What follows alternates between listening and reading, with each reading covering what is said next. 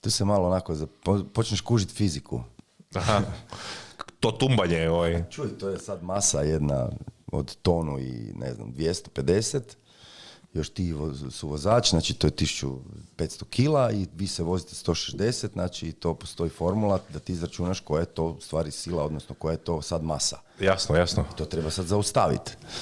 Tako da, tamo sam nekom tipu pokosio neke voćke i tako. A možemo vidjeti snimku? Šta ima? A ne, to Ali je prvi. To je prvi, a dobro, gledaj, samo da vide ljudi kakav je to osjećaj. Evo, to je sad, ja mislim. Da.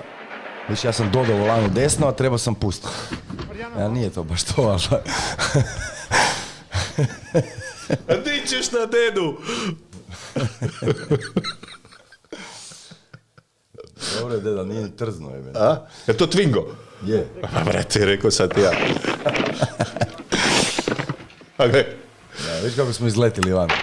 U 3 sekunde... Da, odmah ste bili vani. A nego, dolazi ovaj iza tebe. A da. Za minutu jedno tebi.